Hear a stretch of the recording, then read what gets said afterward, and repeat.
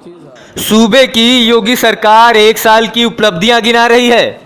इन उपलब्धियों में एक है संपूर्ण समाधान दिवस, जिसमें जनता की समस्याएं सुलझाई जाती हैं।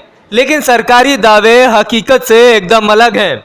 मऊ में हुए समाधान दिवस में अधिकारियों का दल पहुंचा तो था जनता की परेशानियां सुनने, लेकिन एक तरफ फरियादी कतारों में लगे थे तो दूसरी तरफ साहब खर्राटे ले रहे थे।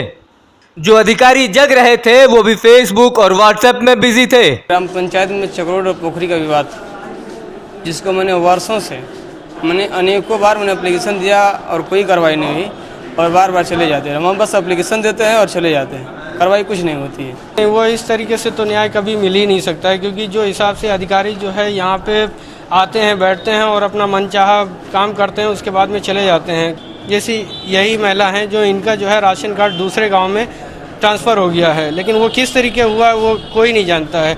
अब ये दौड़ रही हैं कि इनको राशन मिलना चाहिए, ये भी काफ़ी गरीब हैं। नहीं मिलेगा, जब कोई है ही नहीं तो कौन नया देगा, जब कुर्सी पर कोई है ही नहीं है। समाधान दिवस तो अच्छी चीज़ है, आदमी के मामले का समाधान होगा, मगर यहाँ कोई है ही नहीं समाधान करने वाला, तो दिक्कत तो है। समाधान दिवस पर जनता की समस्याएं सुनने और उनका समाधान करने पहुंचे कई विभागों के अधिकारी जनमन टीवी के कैमरों में कैद हो गए।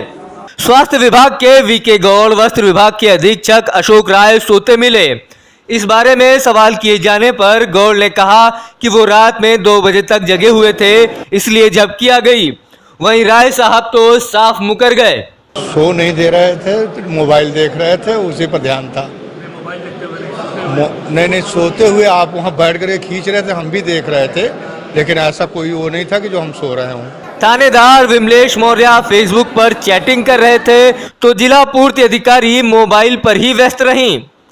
जबकि समाधान दिवस में लगभग दर्जनों की संख्या में राशन कार्ड से वंचित लोग अपनी फरियाद लेकर पहुंचे थे।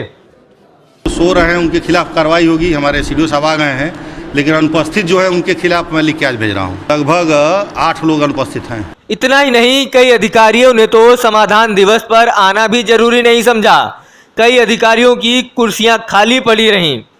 खर्राटे भरते और सोशल साइट्स पर मस्त अधिकारियों को कोई फर्क नहीं पड़ता कि जनता परेशान हो रही है। अब जनता के मुताबिक समाधान दिवस पूरी तरह से फेल है और इसे बंद कर देना चाहिए।